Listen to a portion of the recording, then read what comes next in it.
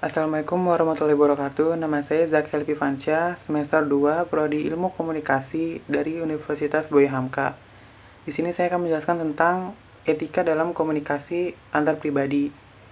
Pertama, saya akan menjelaskan tentang pengertian etika. Secara etimologi, etika berasal dari bahasa Yunani, yakni ethos. Berarti kebiasaan, adat, akhlak, perasaan, dan cara berpikir. Dalam Kamus Besar Bahasa Indonesia, etika adalah ilmu pengetahuan tentang asas-asas akhlak. Lalu, etika dibedakan menjadi 3 pengertian pokok.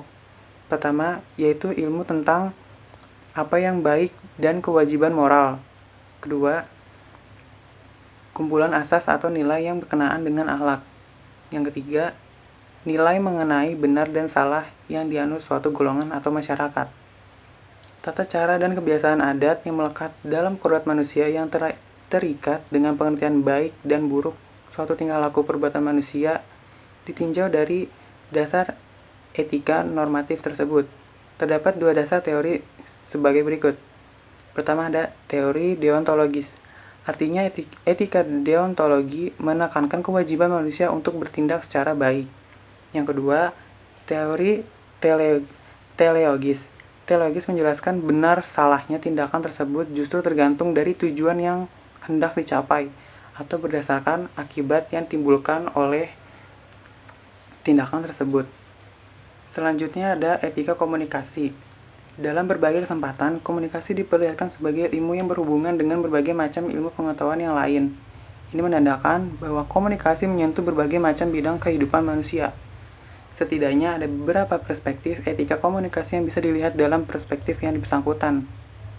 Di antaranya adalah perspektif politik, perspektif sifat manusia, sikap dialogal, perspektif situasional, perspektif religius, dan terakhir, perspektif utilitarian.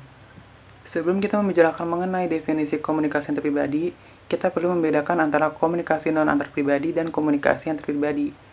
Miller dan Steinberg membedakan antara keduanya itu berdasarkan tingkatan-tingkatan tersebut.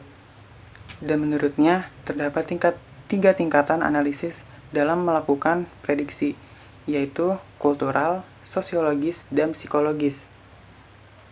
Kemudian perbedaan antara komunikasi antar pribadi dan hubungan antar pribadi. Komunikasi antar pribadi terjadi bila seseorang mendasarkan prediksinya tentang reaksi orang lain dengan bakat psikologis. Sedangkan hubungan antar pribadi memerlukan paling sedikit 2 orang untuk berkomunikasi antar pribadi. Terakhir ada fungsi komunikasi antar pribadi. Menurut definisinya, fungsi komunikasi antar pribadi adalah sebagai tujuan di mana komunikasi digunakan untuk mencapai tujuan tersebut.